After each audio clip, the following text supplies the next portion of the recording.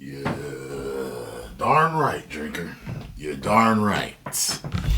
It is going to make or break. And I tell you, man, this is their Project Hail Mary. It is. It's got to work. Let's check this out here. Go over and follow the Critical Drinker. Tell him Tyrone Magnus sent you. Now, you don't need me to tell you that the past few years haven't exactly been kind to the MCU. Nope. Last year's offerings ranged from the kind of thing that emerges from the critical doggle's anus after eating an entire chocolate cake to forgettable mid-level slop with all the impact of a left hook from Ariana Grande to barely adequate fluff that once again squandered what should have been a major superhero event movie. I know all of this because I still have a mostly functional brain, but also because every time a new project came out, the standard line from the shill access media was always the same. The What movie was that? MCU is back, baby. You sure about that? Yeah. You sure about that? Alright, cool.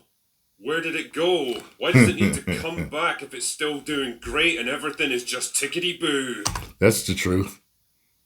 Why would they have to say it's back if it never went anywhere? Yeah, we know where it went. In the shitter. That's where it went. Terrible. Terrible. If my answers frighten you, Vincent, then you should cease asking scary questions. But there was still one light left at the end of the tunnel. One movie that could undo the brand damage and the box office failures and the creeping apathy of the past 5 years. One last chance to recapture the magic of the Infinity Saga and prove that the MCU can still be a money-printing juggernaut like it once was. And that movie was Avengers Doomsday. And by George, I'll say one thing for them. They're throwing everything they've got at this one. From the cast lineup that's longer than my list of DUI convictions to the... I'm waiting to see in one of the trailers a kitchen sink going flying by. first teasers that perfectly played on the nostalgia of seeing beloved old favourites, not you, coming back to one last adventure and actually being treated with respect and gravitas. That's true, to the distinct lack of the tedious, quippy MCU humour we've all come to know and hate, to their recent appearance at CinemaCon over the weekend, where they were one of the only major studios to cause an actual stir of excitement. I mean, let's be honest here, something tells me that Supergirl isn't going to move the needle. Marvel are quite literally betting everything they have left on Avengers Doomsday. They're playing every trick in the book to generate hype for this movie, and as much as the cynic in me says don't get caught up in marketing spin and social media bullshit, I also can't ignore the growing feeling that they just might do it. Might pull it off. Years of shitty TV shows that nobody asked for, narrative bloat, aborted plot lines, forgettable characters, pandering and endless girl bosses. Maybe, somehow, Marvel are pulling themselves back together. I mean, that's... Yeah, I was watching Ryan Kennel the other day, and he had the same thoughts that I have. Basically, you've created several characters that you pushed in, jimmied in, shoehorned in to the story that were all for the virtue signaling. That's the only reason why you did it. And they're still in there. So what are you going to do with them? How are you going to work the story so that fans aren't basically still irritated with that crap? Now, you have to see the video he did on it. I'm basically giving you my thoughts, but he had very similar thoughts to it. And it's like, I've been telling y'all that in several videos. It's like, what are they going to do with these leftover characters that they specifically use to pander? You know what I mean? So it should be interesting to see what they do because, oh, good Lord. It's a big maybe for sure, and it's ignoring the fact that this movie and its antagonist have got zero narrative build-up and no anticipation after the whole Kang thing had to get aborted. Poor old Jonathan Majors just can't seem to catch a break, can he? Nope.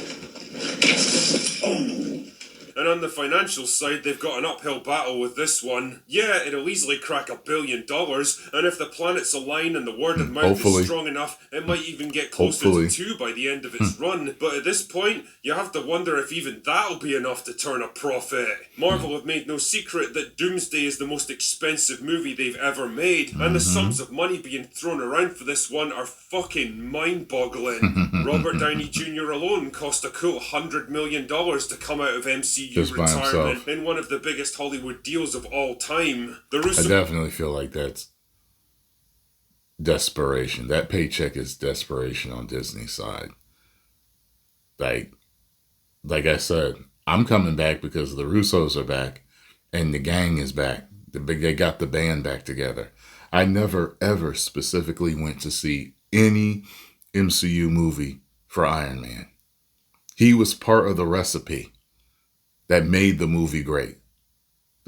They just make him too much of a centerpiece, I think. Like I said, I didn't even notice that people were saying that he was getting too much screen time and too much was about him when fans were calling Avengers Iron Man 3. Or 4, whatever it was. And I was just like, maybe it was 3. Maybe 3 came out after Avengers. Yeah. 3 came out after Avengers, yeah. So they were calling Avengers Iron Man 3. And I was like, why are y'all calling it Iron Man 3? And people started, I was like, okay. I was like, yeah. I never really noticed it like that, but a lot of the fandom did.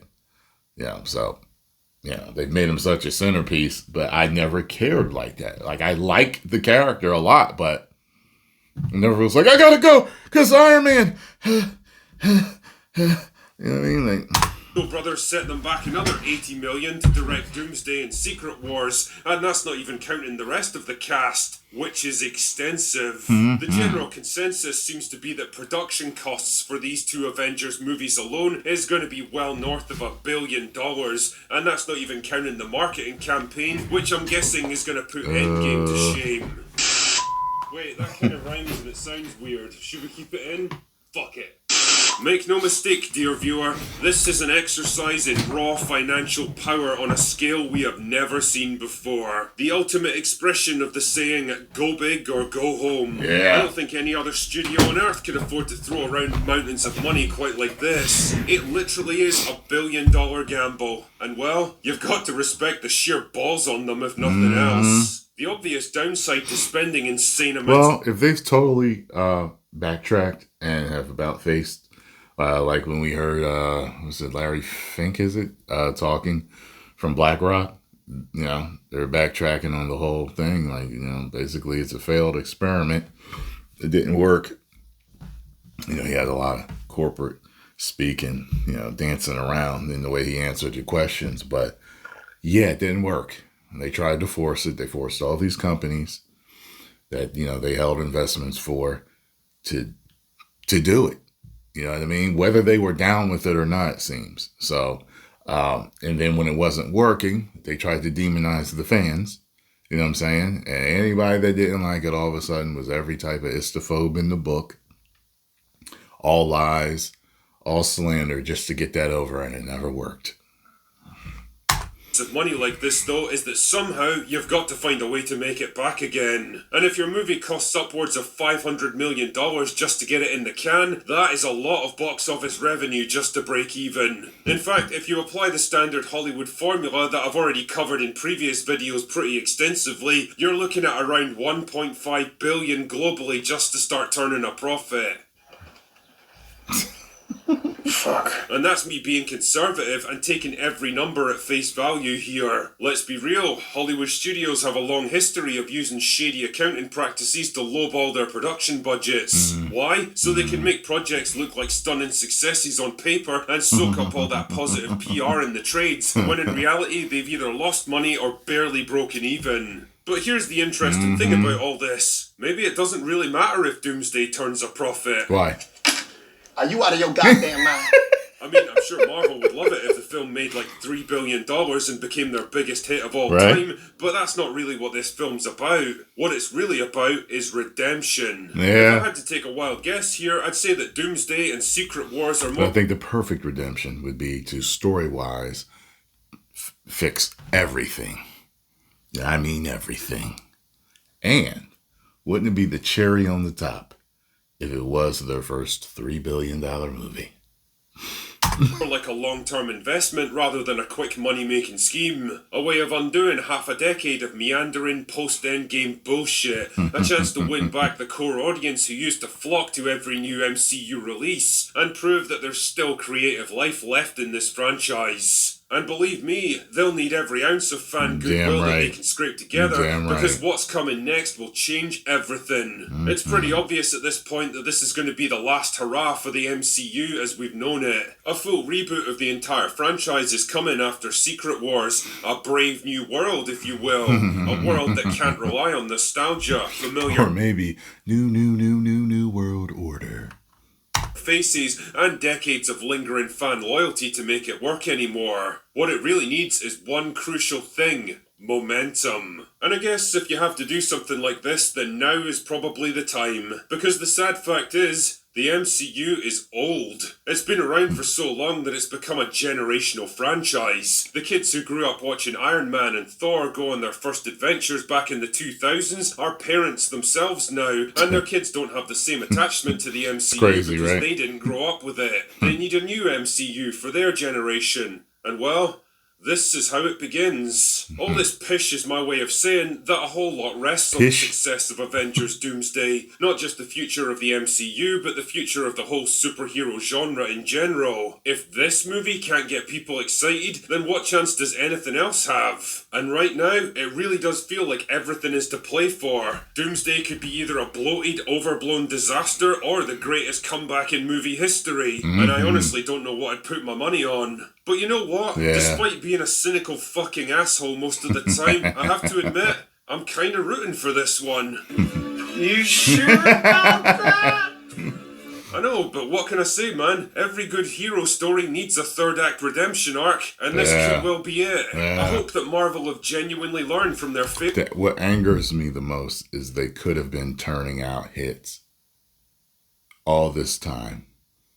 They could have just been churning out hits over and over and over again. We know the Marvel Cinematic Universe as a whole was good. Certain things were mediocre. Certain things were good. Certain things were great. But I take that before Captain Marvel on. I will take that any day over what they've been doing from Captain Marvel on. I mean, good Lord. You know what I'm saying? Like, so, and from Captain Marvel on, it actually includes Endgame, as much as I love the final act of Endgame, because I always started from when Thor calls his hammers. But I have to include that in there because Captain Marvel's when it really started.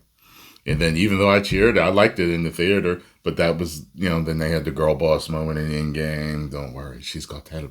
And, then just everything after that, it was just like, what the are they doing? You know what I'm saying? So, just think. They could have been absolutely murdering the box office if they hadn't started going down that path. Been forced or willingly signed on to do all of that pandering. Failures and mistakes over the past 5 years, I hope they find a way to make the kind of crowd-pleasing blockbusters that used to get people buzzing about going to the cinema and talking about it for weeks afterwards. And I hope that they're able to give a fitting send-off to the heroes that defined a whole generation of cinema fans, for better or worse. Maybe I'm just getting caught up in the hype, or maybe I'm just wildly optimistic in my old age, but hey, a man can dream, can't he? Anyway, that's all I've got for today. Go away now. Well, here's to no more woke garbage. Now that's a great plan. 10 million subscribers. Woo!